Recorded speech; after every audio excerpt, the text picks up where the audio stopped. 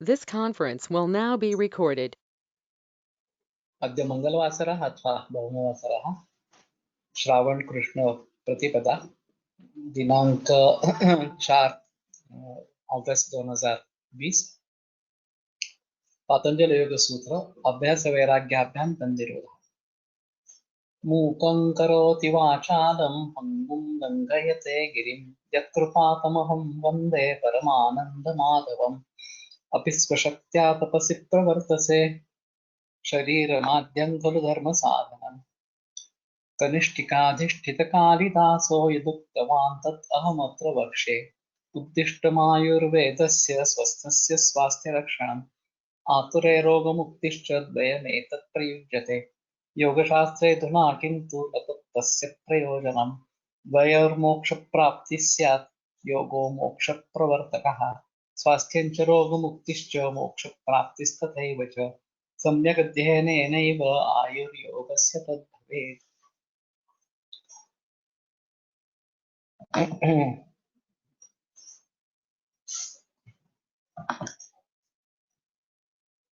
पातंजल योग सूत्राणि प्रथमोऽध्यायः समाधिपादः अथ योगानुशासनं योगश्चित्तवृत्तिनिरोधः तदा द्रष्टुस्वरूपेऽवस्थानं वृत्तिसारूप्यमितरत्र वृत्तयः पञ्चतयः क्लिष्टाः प्रमाणविपर्ययविकल्पनिद्रास्मृतयः प्रत्यक्षानुमानागमाः प्रमाणानि विपर्ययो मिथ्याज्ञानम् उपद्रुतप्रतिष्ठम् शब्दज्ञानानुपाति वस्तुशून्यो विकल्पः अभावप्रत्यालम्बनावृत्तिर्निद्रा अनुभूत विषया संप्रमोषः स्मृतिः अभ्यासवैराग्याभ्यां तन्निरोधः तत्र स्थितौ यत्नोऽभ्यासः स तु दीर्घकालनैरर्गत्यसत्कारासेवितो दृढभूमिः दृष्टानुश्रविकविषयवितृष्णस्य वशीकारसंज्ञा वैराग्यं तत्परशं तत्परं पुरुषख्यातिर्गुणवैतृष्ण्यम् वितर्कविचारानन्दास्मितारूपानुगमात् सम्प्रज्ञातः विरामप्रत्याभ्यासपूर्वः संस्कारशेषोऽन्यः बहुप्रत्ययो विदेह प्रकृतिलयानां श्रद्धावीर्यस्मृतिसमाधिप्रज्ञापूर्वक इतरेषां तीव्रसंवेगानाम् आसन्नः मृदुमध्यातिमात्रत्वात् ततोऽपि विशेषः ईश्वरप्रणिधानाद्वा क्लेशकर्मविपाकाशयैरपरामृष्टः पुरुषविशेष ईश्वरः तत्र निरतिशयं सार्वज्ञबीजं स पूर्वेषामपि गुरुः कामेनानवच्छेदात् तस्य वाचकः प्रणवः तज्जपस्तदर्थभावनम् तत्प्रत्यक्केतनाधिगमोऽप्यन्तरायाभावश्च व्याधिस्त्यानसंशयप्रमादालस्याविरति भ्रान्तिदर्शनालब्धभूमिकत्व अनवस्थितत्वानि चित्तविक्षेपास्तेऽन्तरायाः दुःखदौर्मनस्य अङ्गमेजयत्व श्वासप्रश्वासाविक्षेपसमुद्भवः तत्प्रतिषेधार्थम् एकतत्त्वाभ्यासः मैत्री करुणामुदितोपेक्षाणां सुखदुःखपुण्यापुण्यविषयाणां भावनातश्चित्तप्रसादनं प्रच्छर्दनविधारणाभ्यां वा प्राणस्य विषयवती वा प्रवृत्तिरुत्पन्ना मनसस्थितिनिबन्धिनी विशोका वा ज्योतिष्मती वीतरागविषयं वा चित्तं स्वप्ननिद्राज्ञानालम्बनं वा यथाभिमतध्यानाद् वा परममहत्त्वान्तोऽस्य वशीकारः क्षीणवृत्तिरभिजातस्यैव मणैर्ग्रहीतृग्रहणग्राह्येषु तत्स्वततञ्जनता समापत्तिः तत्र शब्दार्थज्ञानविकल्पैः सङ्कीर्णा सवितर्का समापत्तिः स्मृतिपरिशुद्धौ स्वरूपशून्येवार्थमात्रनिर्भासा सन्निर्वितर्का एतयैव सविचारा निर्विचारा च सूक्ष्मविषया व्याख्याता सूक्ष्मविषयत्वं चालिङ्गपर्यवसानं ता एव सबीजः निर्विचारवैशारद्यध्यात्मप्रसादः कृतंभरा तत्र प्रज्ञा श्रुतानुमानप्रज्ञाभ्याम् अन्यविषया विशेषार्थत्वात् तज्जः संस्कारोऽन्यसंस्कारप्रतिबन्धी तस्यापि निरोधे सर्वनिरोधान् निर्वीर्यः समाधिः इति श्री पतंजलि विरचिते योगसूत्रे प्रथमः समाधिपादः।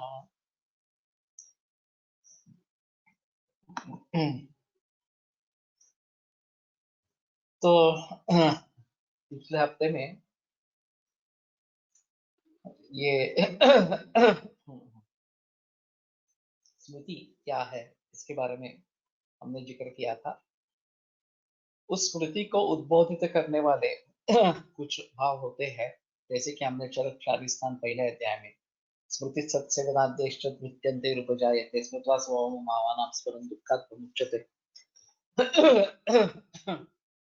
इस प्रकार से उसका वर्णन आया था। और ये एक अहम भूमिका है कि जब भी ये वृत्ति निरोध इस प्रकार का हो जाता है, योगचित्त वृत्ति निरोध, तभी तदा द्रष्टुः स्वरूपे अवस्थानम्, इस प्रकार की स्थिति प्राप्त होती है। अन्यत्र वस्तु वृत्ति सारूप्यम इतरत्र, बाकी सब अवस्थाओं में चित्त जो है वृत्ति रूप इस प्रकार का हो जाता है। वृत्ति जो विषय है उस जैसी उसकी वृत्ति बन जाती है। और योग का मुख्य प्रयोजन है कि हम द्रष्टुः स्वरूपे अवस्थानम, इस अवस्था को पहुंचे, ताकि ये पुनर्जन्म पूर्व जन्म वगैरह कुछ बातें नहीं रहती है और मुक्ति इस प्रकार की हो जाती। चरकाचार्य ने जो कहा था कि योगे मोक्षे च सर्वासाम वेदनानाम अवर्तन, योग और मोक्ष दोनों में किसी भी प्रकार की कोई संवेदना नहीं होती। मोक्ष निवृत्ति निशेषा, मोक्ष में निवृत्ति निशेष निवृत्ति हो जाती है।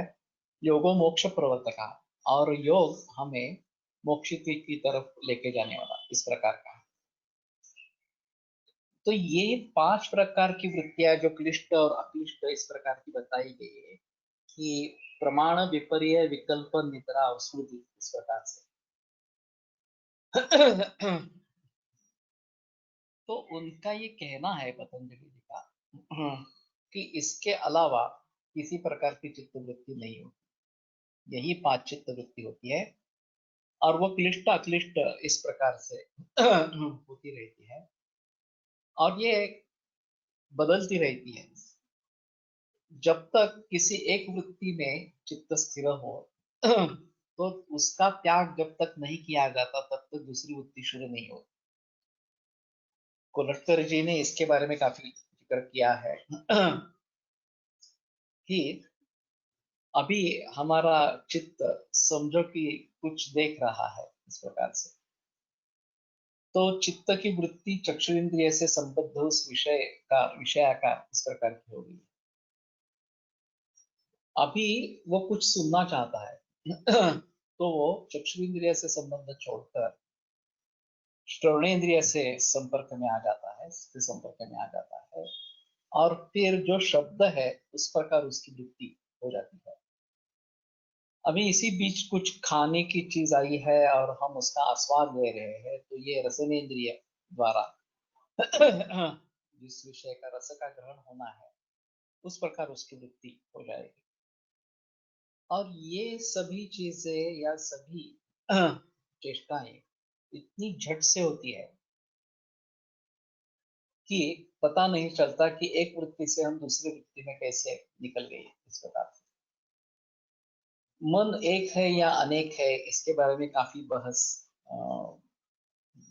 इस प्रकार के अध्यात्म में आई है। आयुर्वेद में भी अणुत्वम चैकत्वम मनस, दो गुणों मनसस्मृत, अणुत्व और एकत्व इस प्रकार के 2 गुण मन के बतलाए गए। और आत्मा मनसा संबद्धते, मनः इंद्रियेण इंद्रियम अर्थेन तथा ज्ञानम, यह हमारे यहाँ ज्ञान की प्रक्रिया बताई गई।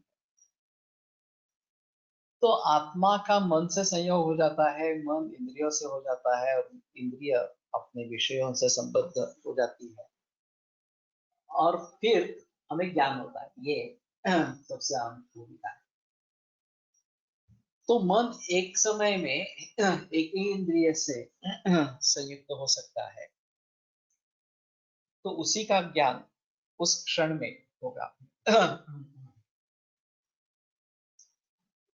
अगर दूसरे किसी विषय का ज्ञान लेना है, दूसरे इंद्रिय के द्वारा लेना है, तो ये पहला समाप्त हो जाएगा और फिर दूसरा उभर आएगा। और ये क्रिया इतनी तेजी से होती रहती है, तेजी से होती रहती है कि हमें पता नहीं चलता। हमें ऐसा लगता है कि हम सभी ज्ञान एक समय में प्राप्त कर रहे हैं, इसके बारे में काफी उदाहरण दिए गए हैं। एक कमल के पत्ते 100 एक से ऊपर एक इस प्रकार के रचे गए हैं, और एक सूची निडल लेके हम उसको आर पार लेके जाते हैं। तो अगर ये हम झट से करेंगे तो हमें महसूस होगा कि एक ही समय में वो पूरे 100 पत्तों में से घुस चुकी है। लेकिन ऐसा तो संभव नहीं है। वो पहले में जाएगी, फिर दूसरे में जाएगी, फिर तीसरे में जाएगी, ऐसे करके 100 वाले पत्ते में जाएगी, क्योंकि ये एक के ऊपर दूसरा इस प्रकार के रखे गए हैं, तो कोई भी ऑर्डर इस प्रकार में चेंज नहीं होगी। लेकिन जितनी झट से ये होता है, उससे हमें लगता है कि एक ही समय में उसने सभी शतपत्र इस प्रकार का जो है उसका व्यधन किया है।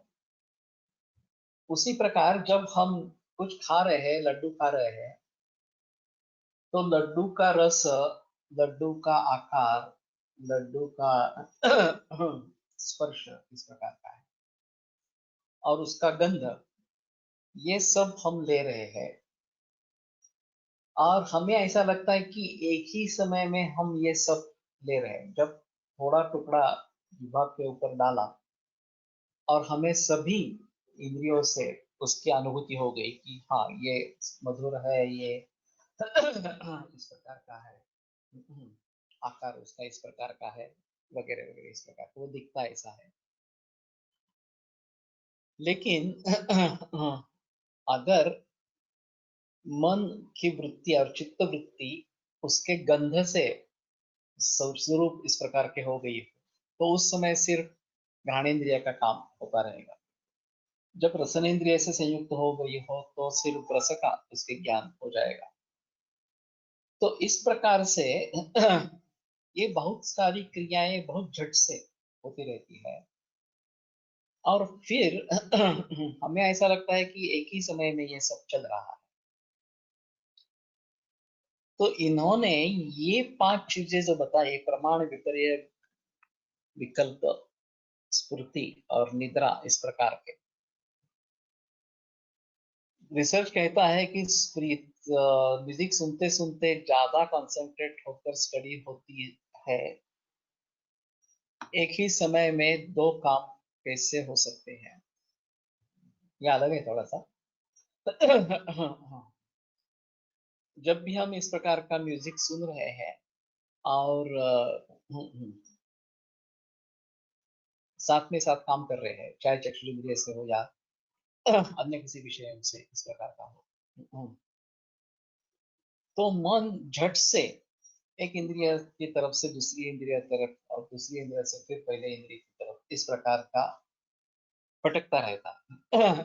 ऐसा नहीं होगा कि दोनों एक साथ में इस प्रकार के होंगे, इस प्रकार से, क्योंकि मन एक ही है, अणु है। वो आत्मा जैसा अगर विभू होता तो अलग चीज होती, लेकिन मन विभू नहीं है, मन अणु इस प्रकार, अणु परिमाण। मोटार कार्य आणि मनाचं कार्य हे एका होईल. मोटार भाजी सोलती आहे आणि लक्ष इकडे आहे असं नाही का? लेकिन फिर भी मन को ही संयुक्त होना है ना। चाहे आप कर्मेंद्रिय से कुछ काम कर रहे हो इस प्रकार से, और उसी समय बोल रहे हो, हमें लगता है कि दोनों क्रियाएं हम एक साथ में कर रहे हैं, ये विहारात्मक है, कर्म है इस प्रकार से। लेकिन उसमें भी ऐसा ही होगा कि एक से संयुक्त होते होते वो उससे वियुक्त हो जाएगा, दूसरे से संयुक्त होगा, फिर से उससे वियुक्त हो जाएगा, पहले से होगा और दूसरे किसी से होगा, वगैरह वगैरह इस प्रकार। तो इनका ये कहना है कि एक वृत्ति से वियुक्त होकर दूसरे किसी विषय से संयुक्त होना, इस बीच में ये वृत्ति सारूप्य नहीं होता। बाकी जो वृत्तियों का सारूप्य है उसमें वृत्ति ही नहीं है, तो सारूप्य नहीं होता है। तो ये जो क्षण है वो पकड़ना है और वो बढ़ाना है, ऐसा इनका कहना है। कृष्णा जी कोलटकर ने इसके बारे में काफी लिखा है कि पहली वृत्ति खत्म हो गई, अब दूसरी वृत्ति का उदय नहीं हुआ, अनुदय इस प्रकार की कंडीशन है। और उस अवस्था में वृत्ति सारूप्य नहीं है, वो किसी भी वृत्ति से जुड़ा नहीं है, चित्त जो है जुड़ा नहीं है इस प्रकार से। तो इसका अभ्यास करना है। अभ्यास वैराग्याभ्याम तन निरोधा, ये वृत्तियों का निरोध किस प्रकार से कर सकते हैं? तो अभ्यास और वैराग्य इन दोनों से होता है। ये इतरेतर द्वंद्व समास है। तो अभ्यासाच वैराग्यंच, अभ्यास वैराग्य और वैराग्य और अभ्यास वैराग्य, और फिर ताभ्याम अभ्यास वैराग्य अभ्याम, इस प्रकार का उसका समास होगा। तो ये दोनों की जरूरत है, केवल अभ्यास और केवल वैराग्य इस प्रकार से नहीं होना है। तो पहले वाले वृत्ति से छुटकारा पाना और फिर उसी अवस्था को एक्सटेंड करने की कोशिश करना, तो ये अगर हम उसका अभ्यास करते हैं कि इधर उधर मन भटक रहा है, तो किसी एक आलम्बन पर धारणा जो बताते हैं और फिर उसके आगे ध्यान, इस प्रकार का उसको उसके ऊपर हम कंसंट्रेट करते हैं, तो संभवतः ऐसा होता है कि वो इधर उधर जो भटक रहा है, दूसरी वृत्ति उसमें पैदा हो रही है, उससे बच जाएंगे। लेकिन ये वृत्ति तो लगी रहेगी। अभी अगर ये बौद्ध सिद्धांत को पकड़ के चलते हैं, क्षणिकत्ववाद इस प्रकार का, तो वो वृत्ति भी नष्ट होती है, उत्पन्न होती है, नष्ट होती है, उत्पन्न होती है, इस प्रकार का थोड़ा सा रहेगा। लेकिन वही वृत्ति तुमच्या म्हणण्याप्रमाणे एक विचार दुसऱ्या विचारांच्या मधला जो काळ असतो ते आपण मन काहीच करत नाही, तो खूप सूक्ष्म असतो।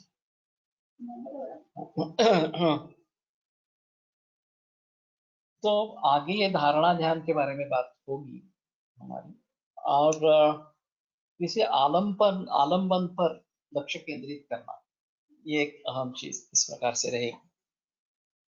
तो उसी आलम्बन की वृत्ति हो जाएगी। लेकिन आगे चलकर ये इधर उधर भटकने वाला मन उसी आलम्बन पर स्थिर होगा, या ऐसी स्थिति हो सकती है। जैसे कि ओम है, दिया है, कुछ इस प्रकार से। आगे चलकर उससे भी छुटकारा हमें पाना है, और जो वहां पे संलग्न इस प्रकार का मन है, वो उससे हटाना है, और दूसरे किसी में लगना नहीं है। एक उससे हटाना, ये एक चीज हुई, और दूसरे किसी में नहीं जाना, ये दूसरी चीज हुई। वैराग्य मीन्स अवॉइडिंग और डिटैचिंग। पहले अवॉइड करो और फिर डिटैच हो जाओ, ऐसा ही है वास्तव में। ये जो उपभोग लालसा कही जाती है कि भोगने की इच्छा, इस प्रकार से, तो ये बताते हैं कि दो तरीके के चित्त में परिवर्तन आते हैं, एक राग और द्वेष। जिससे हमें सुख की प्रतीति होती है, उसके बारे में राग निर्माण होता है, और जिसके बारे में दुख की प्रतीति होती है, उसके बारे में द्वेष निर्माण होता है।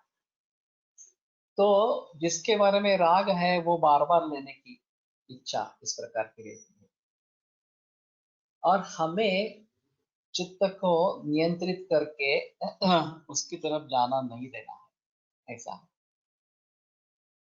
तो ये वैराग्य से प्राप्त हो सकता है कि हाँ ठीक है, मैंने काफी उसका अनुभव ले लिया है। मल्टीटास्किंग वाले लोगों को कैसे समझाएंगे, समझेंगे।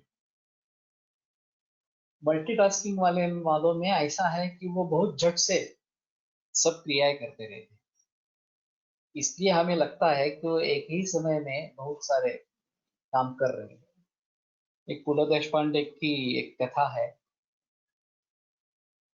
शाला मास्टर, मुझे नाम याद नहीं है, लेकिन पहली कक्षा से लेकर चौथी कक्षा तक सभी छात्र एक ही कमरे में बैठे। हाँ, चितई मास्टर नहीं है, कुलगुरु वेगळे थे। और एक ही मास्टर गुरुजी उन सभी को पढ़ा रहे हैं और हर एक के विषय अलग अलग है। तो पहली के बारे में ये कविता कहनी है, तो कविता सुनाते हैं उनको। मेरे साथ ये कविता कहो इस प्रकार, बिगड़ते मैट्रिक का। और उसी समय दूसरी एकता वाले किसी को कोई कथा बता रहे हैं, सुना रहे हैं। तीसरे वाले को कोई गणित दे दिया है, चौथे वाले को कोई साइंस के बारे में बता रहे हैं। एक वाक्य ये बोलते हैं, एक वाक्य ये बोलते हैं। इस प्रकार से वो हर छात्र को समझ लेना है कि उनके लिए कौन सा वाक्य है और दूसरों के लिए कौन सा वाक्य है, इस प्रकार से। लेकिन इसका अनुसंधान उनके मन में बिल्कुल अच्छा है कि मैंने पिछला वाक्य क्या बोला था और ये बीच में बाकी 2-3 वाक्य हो गए, और फिर अगर उस वाक्य को कंटिन्यू मुझे करना है तो आगे का वाक्य क्या रहेगा, इस प्रकार।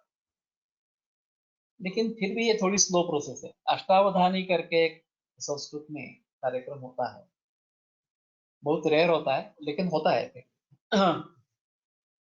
तो एक व्यक्ति और 8 विभिन्न शास्त्रों के लोग बैठते हैं, न्याय हो, सांख्य हो, मीमांसा हो, इस प्रकार। और उनमें से कोई भी किसी भी प्रश्न को उठाता है, और मानो कि अभी योग के बारे में कुछ प्रश्न सवाल पूछा गया है, उत्तर दे रहा है वो, उसी में दूसरा कोई आदमी न्याय के बारे में प्रश्न पूछेगा, फिर तीसरा कोई आदमी वेदांत के बारे में प्रश्न पूछेगा, इस प्रकार से। और उन सभी का अच्छा जवाब, सही जवाब उस व्यक्ति को देना है, इस प्रकार से। ये अष्टावधानी इस प्रकार का कार्यक्रम होता है कभी कभी। तो ये देखने लायक चीज होती है कि एक ही व्यक्ति इस प्रकार से किस प्रकार से कर सकती है। विश्वनाथन आनंद बहुत मशहूर है कि जगत खेलने में और अनेक लोगों के साथ खेलने में, तो 60 लोगों के साथ वो चेस खेलता है। हर टेबल पर जाकर आधा मिनट रुकता है, जो मूव करनी है वो मूव कर लेता है, आगे निकल जाता है। तो उस 30 सेकंड्स में उसको पूरा ज्ञान हो जाता है कि ये कंडीशन अभी उस स्पर्धक के साथ कैसी है और आगे क्या चाल चलनी है, और फिर वो अपनी अपनी चाल चल के निकल जाता है। दूसरे लोगों को काफी समय मिलता है उसके ऊपर सोचने के लिए और फिर उसके आधार पर काम करने के लिए। तो ये प्रत्युत्पन्न मति इस प्रकार का जैसा बताया जाता है कि उस क्षण में एक मति निर्माण होती है कि क्या करना है इसके बारे में, और वो हर स्थिति में अलग अलग रहेगी।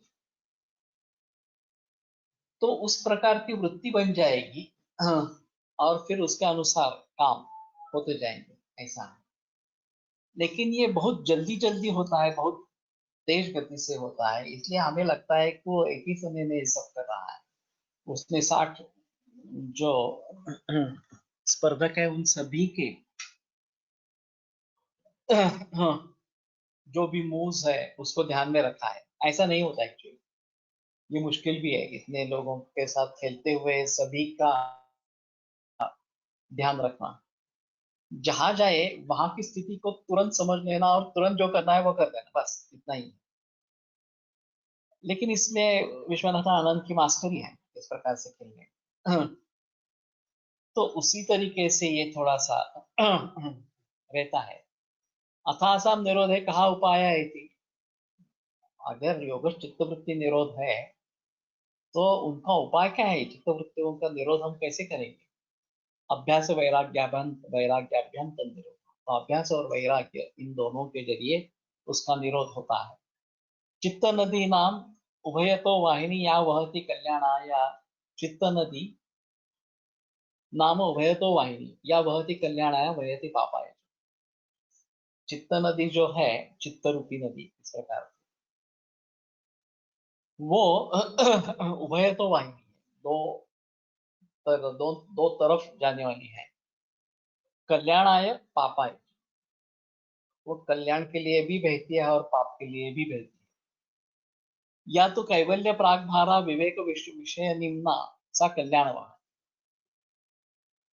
तो जिसमें कैवल्य का प्रागभार इस प्रकार का है और विवेक विषय में जिसकी रुचि है उसमें वो नतमस्तक होती है, झुक जाती है, सा कल्याण भाव, वो कल्याण करने वाली होती है। संसार प्रागभारा अविवेक विषय निम्ना पापहा, और जो संसार का भार वहन कर रही है अविवेक विषय निम्ना, और अविवेक से जो विषय है उनमें जो रत इस प्रकार की हो जाती है वो पाप वहा। तत्र वैराग्येण विषय स्वतः खिली क्रिय, वैराग्य से ये दोनों विषय से पुण्य का हो या पाप का हो, इस प्रकार कल्याण का हो या पाप का हो, दोनों को जर्जर किया जाता है। विवेक दर्शनाभ्यासेन विवेक स्वतः उद्घाट्यते इति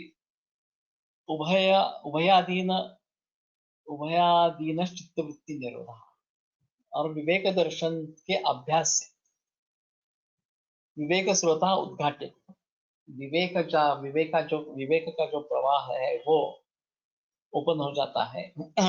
इति उभय अधीन चित्तवृत्ति निरोध, तो ये दोनों के ऊपर चित्तवृत्ति निरोध इस प्रकार का आश्रित है।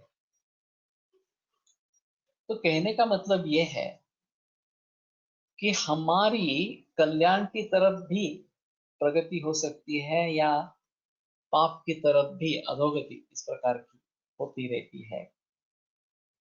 और उस अवस्था में अगर विवेक दर्शनाभ्यास इस प्रकार का रहेगा कि निरक्षीर विवेक हमें करना है, या पाप पुण्य का विवेक हमें करना है, धर्म अधर्म का विवेक हमें करना है, और फिर इस प्रकार से अगर हम विवेक दर्शनाभ्यास विवेक, तो विवेक स्रोत उत्पन्न हो जाता है। और वैराग्य से विषय स्रोत जो है, ये खास करके पाप कर्म के बारे में हमें सोचना है कि उस मार्ग में हमें चलना नहीं है, ये हमें समझ लेना है। अधर्म के मार्ग पर चलना नहीं है, हमें समझ लेना है। लेकिन ये कब तभी शक्य होगा जबकि हमारा विवेक जागृत हो। अगर विवेक जागृत नहीं है तो वो जो प्रमाण विपर्य ये जो है मिथ्या ज्ञान इस प्रकार का है। वाल्या कोड़ी जब लोगों को मारता था, लूटता था, तो उसके मन में ऐसा था कि ये मैं अपने कुटुंब के लिए कर रहा हूं और ये मेरा धर्म है, कुटुंब का पालन पोषण करना ये मेरा धर्म है, और मैं जो काम कर रहा हूँ वो धर्म का कार्य है इस प्रकार। तो ये विपर्य है कि मिथ्या ज्ञान इस प्रकार का है। लेकिन ये भी एक वृत्ति है, इस प्रकार का मिथ्या ज्ञान होना ये भी एक वृत्ति है, और उसी में सारूप्य उसका हो गया है। जब नारद मुनि ने उसको उपदेश किया कि अरे तुम ये गलत सोच रहे हो, तुम सचमुच ऐसे समझते हो क्या कि तुम कुटुंबियों के लिए काम कर रहे हो, तो उनसे जाकर पूछो कि ये मुझसे पाप कर्म अधर्म कर्म हो रहा है, आप उसमें भागी रहेंगे। तो बोला कि ठीक है, पूछ लेता हूँ, क्योंकि मैं तो उनका पालन पोषण कर रहा हूँ। जब घर वालों ने कहा कि नहीं नहीं, हम इसमें पाप में सहभागी नहीं होंगे आपके, चाहे आप हमारे लिए ये सब कर रहे हो, लेकिन ये अधर्म का मार्ग है और हम तुम्हारे अधर्म में भागी नहीं होना चाहते। तो फिर वो नारद के पास लौटा और उन्होंने बता दिया कि नहीं नहीं, ये कोई मानने के लिए तैयार नहीं है। तो नारद ने कहा कि ठीक है, तुम ये बुरा मार्ग अभी छोड़ दो और राम नाम का जप करो। तो उसके मन में इसी प्रकार का विचार था कि मैं जो कर रहा हूँ वो धर्म है। जब विवेक जागृत हो जाएगा तो पता चलेगा कि अरे ये धर्म नहीं। पूरी महाभारत की कहानी देखते हैं तो ये काफी आश्चर्य होता है कि धर्म किसको समझे। एक अजीब चीज है, बलराम कौरवों के पक्ष में है, और उसका ये कहना है कि पक्षपात नहीं किया जाए दुर्योधन और बाकी भीम वगैरह के बारे में, और उसके मत का खंडन कोई नहीं करता। कोई भी इस प्रकार का बताता नहीं है कि अरे दुर्योधन ने इसको डालने की कोशिश की है, दग्ध बनाने की कोशिश की है, या फिर भीम पर विष प्रयोग किया है, इनको छल से युद्ध में हराया है, वगैरह वगैरह। फिर भी जब द्वंद्व युद्ध हो रहा है भीम और दुर्योधन का, तो कमर के नीचे प्रहार नहीं करना, ये जो गदा युद्ध का नियम है, उस नियम को पकड़कर बलराम कहते हैं कि अभी तुझे सजा होनी चाहिए, मैं दंड दूंगा, अवश्य दंड दूंगा, इस प्रकार से। तो ये अजीब चीज है। एक चीज ऐसी भी है कि पांडवों ने सत्य का अनुसरण किया, सत्य मार्ग पर चले, बहुत काफी परेशानियां झेली, दुख सहन किए, और फिर भी जब युद्ध शुरू हुआ तो कौरवों का पक्ष ज्यादा बलवान था। उनके पास भीष्म, द्रोणाचार्य, इस प्रकार के अतिरथी महारथी थे, कर्ण भी था, उसको कवच कुंडल का वरदान था, उसको वो कवच कुंडल दान देने के बाद भी उसको वासवी शक्ति मिली इंद्र से, इस प्रकार से। तो इनका वध करना मुश्किल था।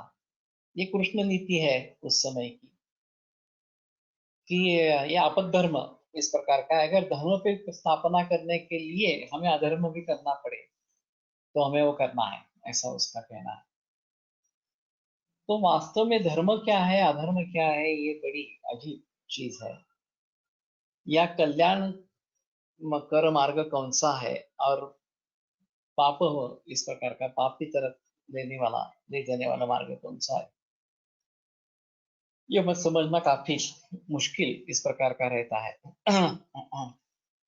तो विवेक दर्शनाभ्यासेन विवेक स्रोतः उद्घाट्य, विवेक दर्शन का अभ्यास हो तो विवेक स्रोत जागृत इस प्रकार का हो जाता है। इति उभय अधीन चित्तवृत्ति निरोध, इन दोनों के अधीन ये चित्तवृत्ति निरोध इस प्रकार का है। कोलटकर जी का ये थोड़ा सा कहना था कि उस क्षण को पकड़ना है जबकि एक वृत्ति खत्म हुई है, दूसरी उत्पन्न नहीं हुई है, इस बीच जो एक अवस्था रहेगी, तो उस वृत्ति को पकड़ना है और फिर उसको बढ़ाते रहना, इस प्रकार का है। तो हम जब प्राणायाम वगैरह इस प्रकार से कुछ करेंगे तो इसमें ये ध्यान देना जरूरी है कि हम कैसे एक वृत्ति से अलग होते समय दूसरे वृत्ति में कैसे न घुसे, दूसरी वृत्ति का अंगीकार कैसे न करे, ये देखना एक महत्वपूर्ण इस प्रकार की बात है।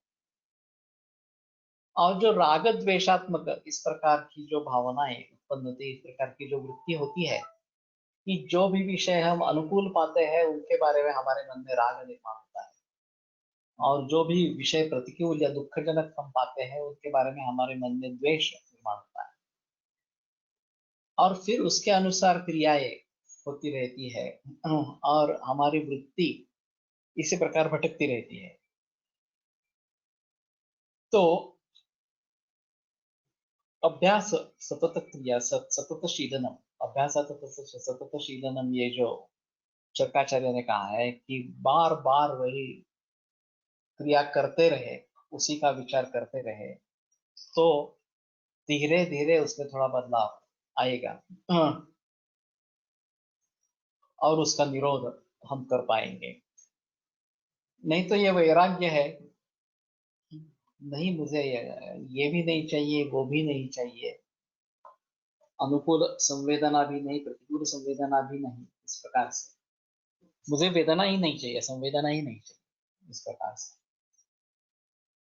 तो ये वैराग्य इस प्रकार का होगा। तो ये दोनों, इस तरीके का अभ्यास करना और उस तरीके से वैराग्य अपने मन में स्थापित करना, ये दोनों चीजें आवश्यक इस प्रकार की रहेगी। और ऐसा कर पाएंगे तो ही चित्तवृत्ति निरोध हो जाएगा। मैं काफी दिनों से इसके बारे में सोच रहा हूं कि प्रमाण, विपर्य, विकल्प, निद्रा और स्मृति, ये 5 प्रकार के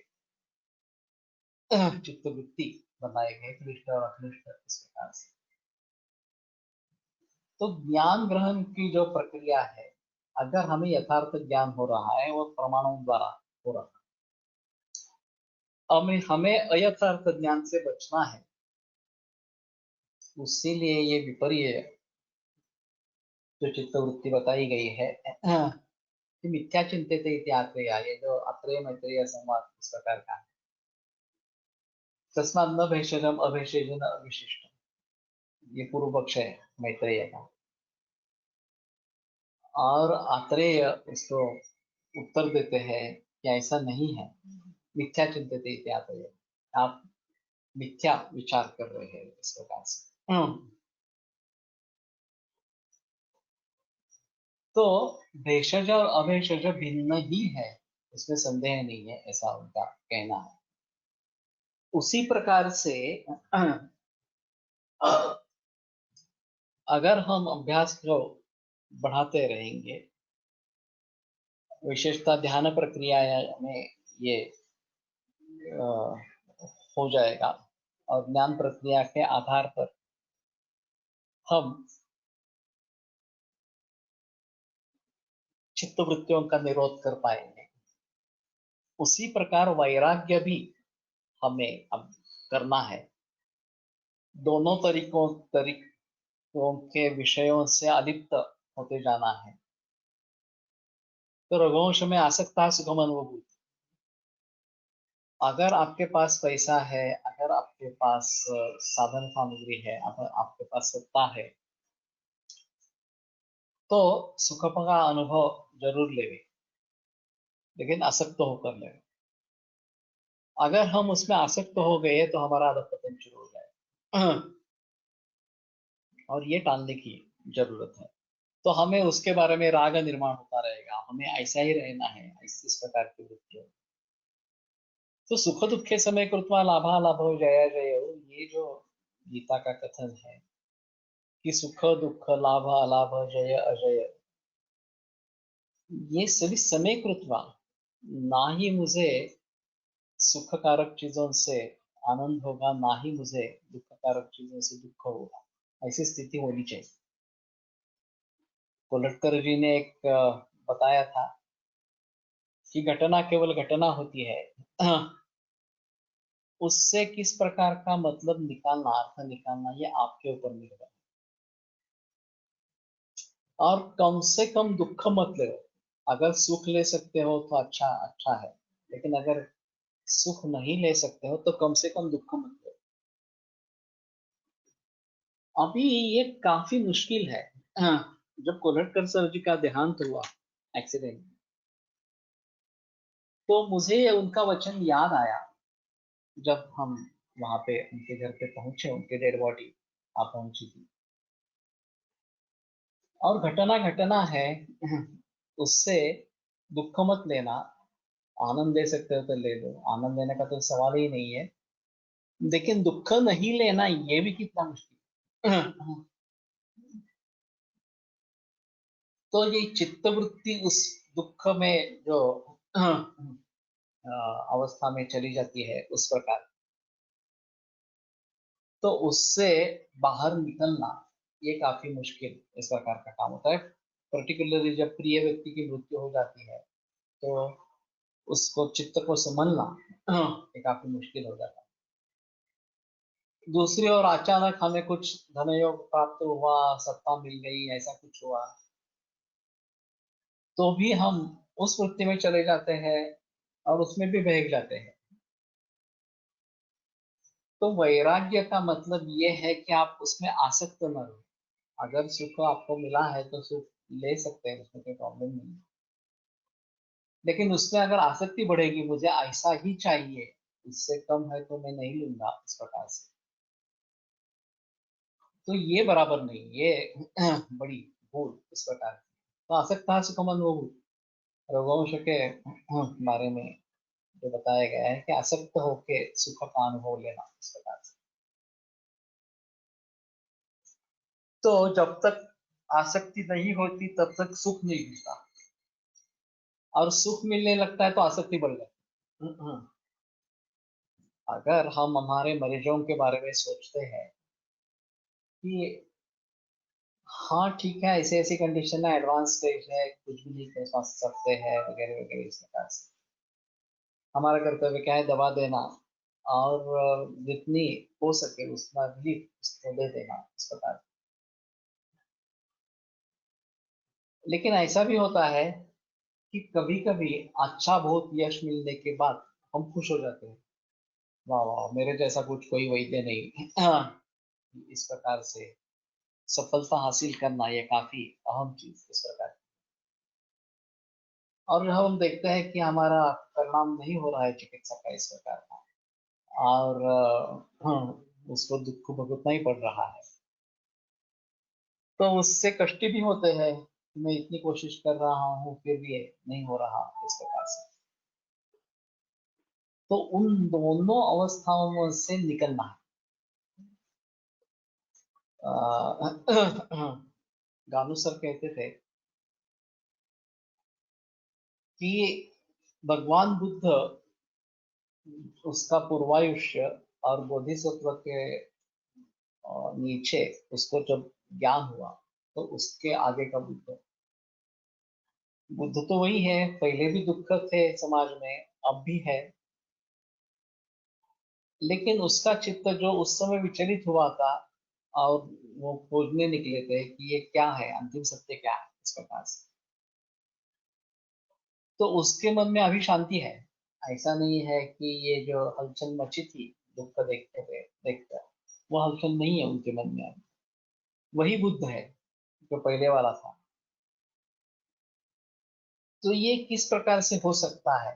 तो अभ्यास और वैराग्य, ये दो चीजें हैं कि हम उसका अभ्यास करेंगे बार बार वो दोहराते रहेंगे कि ये मेरे लिए अच्छा नहीं है और इसका मुझे विरोध ही करना है, ये जो इस प्रकार की इच्छा ये है, ये उनसे मुझे दूर ही रहना है इस प्रकार से। तो शायद कुछ दिनों बाद, महीनों के बाद हम थोड़ा थोड़ा उसके बारे में कंट्रोल कर सकेंगे और चित्तवृत्ति निरोध इस प्रकार का हो जाएगा, और दूसरे इस प्रकार की वृत्तियां निर्माण होती रहेंगी, उसको अगर हम रोक सकेंगे, वो नहीं आने देंगे, अनुदय उसका होगा, तो भी हम कुछ हासिल कर पाएंगे। वैसे भी हमारा जिंदगी का मकसद क्या है, जीवन का उद्दिष्ट या ध्येय क्या है, इसके बारे में भी हमें सोचना है। पशुओं भी ही जीवंती केवलम स्वतरम भराहा, सजातो ये न जाते न याति मोक्ष समुन्नति, कि केवल अपना उदर भरण करने वाले पशु भी होते हैं, लेकिन जिसके आने से कुल का उद्धार इस प्रकार का हो जाए, उसकी उन्नति हो जाए, सजाता, उसका रियली जन्म हुआ है इस प्रकार से। तो हमारा उद्देश्य क्या है ये हमें भली भांति समझ लेना है, और फिर अटक नहीं जाना, आसक्त नहीं होना, ये एक अहम चीज उसमें रहेगी। और आसक्ति से दुख इस प्रकार का आता है। तो इन दोनों चीजों का अभ्यास करना कि पहली वृत्ति खत्म हो तो दूसरी वृत्ति का आरंभ नहीं करना इस प्रकार से। और वैराग्य से मुझे कुछ भी नहीं चाहिए, अनुभूति ही नहीं चाहिए, वेदना भी नहीं चाहिए, इस प्रकार का अगर हम निश्चय कर लेते हैं तो मोक्ष की तरफ हमारा मार्गक्रमण हो जाएगा। तो उसको, उस बात को ध्यान में रखना है कि मेरा मकसद क्या है, मुझे अगर मुक्ति पाना ये मेरा मकसद है, तो धीरे धीरे डिटैच होना आरंभ करो। ज्यादातर ऐसा होता है गृहस्थाश्रम, ब्रह्मचर्याश्रम, उसके बाद गृहस्थाश्रम। गृहस्थाश्रम में ही मानुस आदमी जो है वो व्यस्त हो जाता है। ये वानप्रस्थाश्रम और संन्यासाश्रम में घुसता ही नहीं है, जाता ही नहीं उसकी तरफ। तो क्योंकि उस समय हमें मोह उत्पन्न हो जाता है, नहीं ये सब अनुकूल इस प्रकार के विषय है और मुझे उससे संतोष हो रहा है, तो मैं उसी स्थिति को बनाता रहूंगा। जैसे देतात ना, द्यायचं म्हणजे मी नाही, हे जेव्हा खरंच पटत नसेल, तेव्हा कदाचित लेकिन मुक्त योगी में ऐसी स्थिति होती है, ना हम देह, मैं देह नहीं हूँ और मैं सच्चिदानंद स्वरूप इस प्रकार का हूँ। तो चमड़ी जाने कुत्ता जाने है, जो मैंने उदाहरण दिया था कि मुझे कुछ नहीं है, मैं तो अनंत रूप इस प्रकार का हूँ। केवल अभी मेरा आयुष्य शेष है, इसलिए मैं जिंदा हूँ इस प्रकार से। तो इस प्रकार के जो योगी है वो बताने के लिए आते नहीं, वो कहीं पे दूर एकांतवास में रहते हैं। लेकिन जो उनकी फिलॉसफी है वो तो सही है, उसमें कोई संदेह नहीं है। तो ये अभ्यास और वैराग्य दोनों को लेकर हमें आगे बढ़ना है, तभी हम चित्त वृत्तियों का निरोध कर पाएंगे, ऐसा है। आसक्ति नहीं होगी तो अभ्यास कैसे करें, क्योंकि योग में भी आसक्ति नहीं होगी तो उसका अनुसरण कैसे करें। अच्छा है सवाल। लेकिन ये आसक्ति नहीं है, वास्तव में योग में आसक्ति होना ऐसा नहीं है। आसक्ति सुखोपभोगों से ज्यादा होती है, ऐसा है। ज्ञान के बारे में भी लोग आसक्त तो हो सकते हैं, मुझे योगा सूत्रों का ज्ञान होना है इसलिए मैं आसक्त हो गया, उसमें हो सकता है। लेकिन अंतिमतः वो आसक्ति भी छोड़नी है। ठीक है, मैंने ये अध्यापन अध्ययन किया, अध्यापन किया, मेरा धर्म समझ के किया इसके पास, लेकिन मैं अगर उसमें आसक्त हो जाऊं तो फिर आगे मेरी आगे उन्नति नहीं होगी। ये साधन है, साध्य हमारा तदा दृष्टि स्वरूप अवस्था में, इस अवस्था को पहुंचना। तो योग सूत्र एक साधन इस प्रकार का है। आगे ईश्वर प्रणिधान वगैरह इसके बारे में भी बातें आई है, तो उनको हम अगर अच्छी तरीके से समझने की कोशिश करेंगे तो शायद इसके बारे में थोड़ा आगे सोच सकेंगे। तो ये पाप और पुण्य, पाप और कल्याण, ये चित्त नदी इस प्रकार से बहती रहती है, पाप की तरफ बहती रहती है, कल्याण की तरफ बहती रहती है। और विवेक जब जागृत हो जाता है तो कल्याण की तरफ वो मुड़ेगी। और वैराग्य से ये स्रोतों, विषय स्रोत जो है वो आपके सामने रखा जाएगा और फिर उस आधार पर आप आगे काम कर पाएंगे।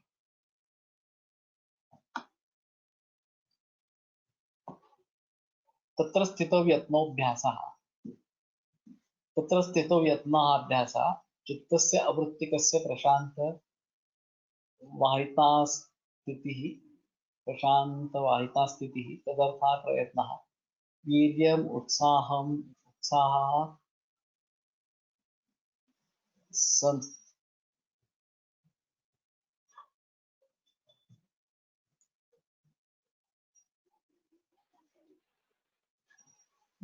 हुआ है उत्साह तत्संपिपाद विषय, तत्संपिपाद विषय तत्साधनानुष्ठानम अभ्यास। तो अभ्यास वैराग्याभ्यंतर निरोधा ये बताया। तो अभ्यास किसको कहते हैं, तत्वस्थितो यत्नोऽभ्यास इस प्रकार के सूत्र में आया है।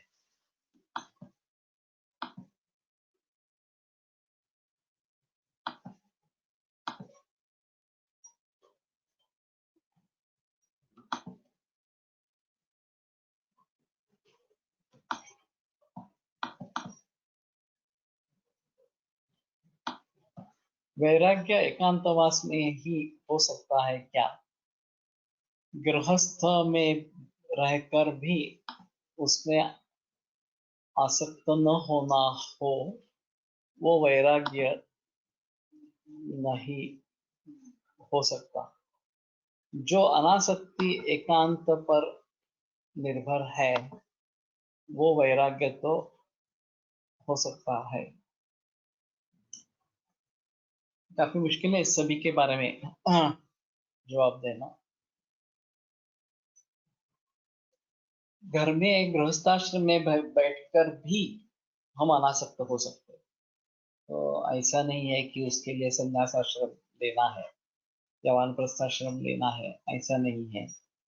हम घर में बैठकर भी इसका अनुभव ले सकते हैं, ऐसा कहना है उनका। तो अनासक्ति एकांत पर निर्भर है, वो वैराग्य हो सकता है क्या? जो अनासक्ति, वैराग्य का मतलब है राग से दूर जाना। इसमें सिर्फ राग है ऐसा नहीं, द्वेष से भी दूर दूर जाना इस प्रकार का है। तो किसी भी तरीके की आसक्ति नहीं होना, ये वैराग्य है। तो अनासक्ति एकांत पर निर्भर हो, एकांत पर अनासक्ति निर्भर हो, ये शायद वैराग्य होगा नहीं होगा पता नहीं। लेकिन ऐसा कह सकते हैं कि अनासक्ति होना जरूरी है। वो चाहे आप एकांत में जाकर करो या फिर सभी लोगों के साथ भी करो, इस प्रकार। तो अगर अनासक्ति हो जाती है, हम उसमें लिप्त हो जाते नहीं हो जाते हैं, आसक्त नहीं हो जाते हैं, तो भी उसका निरोध हो गया। When we start practicing, we have a general feeling that more and more patients should come to me. In short, a practitioner wants more people should fall ill, so that his practice will flourish and he will gain income and will become famous. Is this not आसक्ति? इस प्रकार के आसक्ति रखेंगे तो आसक्ति होगी, उसमें कोई संबंध नहीं है, शंका नहीं है। लेकिन हमारा मकसद ये होना है कि जो कोई मरीज मेरे पास आए, चाहे अमीर हो चाहे गरीब हो, साध्य हो असाध्य हो, किसी भी तरीके का हो, मुझे मेरा कर्तव्य निभाना है। मेरा कर्तव्य है कि योग्य निदान करना, योग्य चिकित्सा देना, इस प्रकार से। तो वो अगर मैं करता हूँ और उसमें आसक्ति नहीं रहती कि मुझे इससे पैसे कमाने हैं, नाम कमाना है, वगैरह वगैरह इस प्रकार से, तो वृत्ति का निरोध हो जाएगा। अगर हम चाहते हैं कि नहीं, ये करने के बाद मुझे ये करना है, ये दुनिया को दिखाना है कि देखो मैं कैंसर कैसा ट्रीट करता हूँ वगैरह, मुझे फेमस होना है इसके बारे में, तो ये अगर आप सोचते हो तो आसक्ति हो जाएगी इस प्रकार से। मेरे पास आने के लिए लोग बीमार हो जाए, ये तो कभी नहीं सोचना है। जो बीमार है वो मेरे पास है, ये इसके बारे में सोच सकते हो, उसमें कोई संदेह नहीं। लेकिन उसके लिए वो बीमार हो जाए खुद ही, इस प्रकार से हम उसकी कामना करेंगे कि वो बीमार हो जाए, तो ये सरासर गलत इस प्रकार की बात है। तो मैं समझता हूँ कि उस समय हमारा उद्देश्य उपजीविका संभालना है, चाहे बैंक का कर्जा है या फिर बाकी लोगों से भी कर्ज उठा दिया है वगैरह, ये स्थिति हो सकती है। तो हम ऐसा नहीं कहेंगे कि नहीं नहीं मरीज नहीं आएंगे तो भी चलेगा, इस प्रकार से मुझे अपना कर्म करना है। कर्मण्येवाधिकारस्ते ऐसा सोचकर कर्म करते रहना वैराग्य कहलाएगा क्या? वैराग्य का सच्चा मतलब है कि उससे दूर हो जाना। ये जो सभी चित्तवृत्ति है, उन चित्तवृत्ति में जो आसक्ति निर्माण हो रही है, उससे दूर रहना, उसके बच के रहना है, ऐसा थोड़ा सा है। अगर हम उसी में अटक जाते हैं, ये बार बार परिवर्तन इच्छा होती है, जिसके बारे में हमें आसक्ति निर्माण होती है, जिसके बारे में हमें राग निर्माण होता है, तो हम बार बार करने की कोशिश करते हैं। और जिसके बारे में द्वेष निर्माण होता है, उसको टालने की हम कोशिश करते रहते हैं, ऐसा। तो ये दोनों विचार गलत इस प्रकार के हैं, ऐसा उनका कहना है। हाँ, कि हाँ, मेरा मकसद मरीज को ठीक करना या मेरा धर्म मरीज को ठीक करना इस प्रकार का है, उससे पैसे मिले नहीं मिले, मुझे उसमें असमाधान या समाधान इस प्रकार का नहीं होना है, ये सबसे अहम चीज है।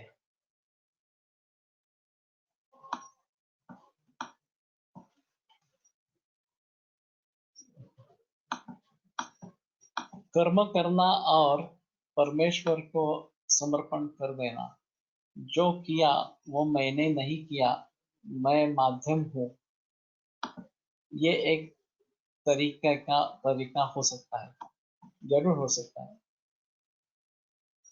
कि नाहम देहा ये जैसा है, वैसे ही ये अंतस्फूर्ति परमेश्वर की है और उसके कहने पर मैं ये काम कर रहा हूँ, तो मुझ पर उसका राग द्वेष निर्माण होने का कोई संभव नहीं है। अर्जुन को जब मोह हुआ कि इतने सारे मेरे बंधुगण, इतने सारे मेरे गुरुवर्य सामने खड़े हैं, तो उनको मैं कैसे मारूं इस प्रकार से। तो कृष्ण जी कहलाते हैं कि तुम तो माध्यम हो, इस प्रकार का जो युद्ध होगा और ये मारे जाएंगे, और तुम निमित्त मात्र इस प्रकार के हो। कर्ता का रविता जो है परमेश्वर अलग ही इस प्रकार का है। तो अगर हम इस प्रकार से सोच लेते हैं, वैराग्य बंधने का, विरागी होना चाहिए। वैराग्य बंधने का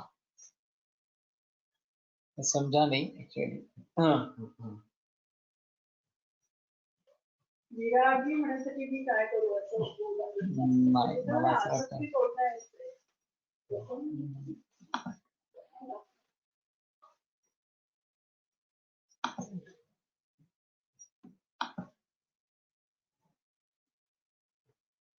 performing karma without raga and dvesha with detached state of mind, याला वैराग्य म्हणावं याचे का, ये कह सकते हैं। निष्काम कर्म जो है बताया गया, वो वैराग्य का प्रतीक हो सकता है, पर अगर गलती हो जाए हमसे तो परमेश्वर पर कैसे छोड़ सकते हैं। एक ऐसा मानते हैं कि जो भी हम कर रहे हैं वो उसी के इच्छा से कर रहे हैं, तो गलती करना भी गलती हमारी है, लेकिन उसकी योजना परमेश्वर ने ही बनाई इस प्रकार की है, और शायद ये हमारे पिछले कर्म का परिणाम इस प्रकार का भी है कि हम उस प्रकार के गलती करें। तो मैं करता नहीं हूं, इसमें अहंता का त्याग करना, ये सबसे अहम चीज है। कि मैं ही करने वाला हूँ, मेरी ही कार है, मेरा ही बंगला है, मेरे ही बहुत सारे छात्र है वगैरह वगैरह, इस प्रकार के अगर होते हैं तो दिक्कत वाली बात इस प्रकार की हो जाती है। टाइपिंग मिस्टेक है इससे। वैराग्य बनने का, वैरागी बनने का, तो वैरागी होना इस प्रकार का ठीक है, भाव ठीक होने चाहिए, भले गलती हो। हाँ, ये भी एक तरीका है सोचने का कि चाहे गलती भी हो जाए हमसे, लेकिन हमने जानबूझकर नहीं किया है, हमने अच्छे उद्देश्य से कुछ कार्य किया और उसका कुछ बुरा फल प्राप्त हुआ, आनुषंगिक फल इस प्रकार का प्राप्त हुआ, तो भी अगर हम सोचते हैं कि नहीं ये सिर्फ गलती है और उसका ज्यादा ही नतीजा निकल आया इस प्रकार से, तो उसके बारे में फिर बताना नहीं है, ऐसा है। तो भले भाव ठीक होने चाहिए, ये भी ठीक है कि जिस उद्देश्य से हम कर रहे हैं वो उद्देश्य बहुत स्पष्ट सरल इस प्रकार का होना चाहिए। ठीक है, अभी रुकते हैं, कल फिर से इसके बारे में चर्चा करेंगे। योगेन चित्तस्य पदेन वाचां मलं शरीरस्य च वैद्यकेन योपाकरोत्तं प्रवरं लीनां पतञ्जलिरानतोऽस्मि। श्वः पुनर्मिलिष्यामः। सामने रहे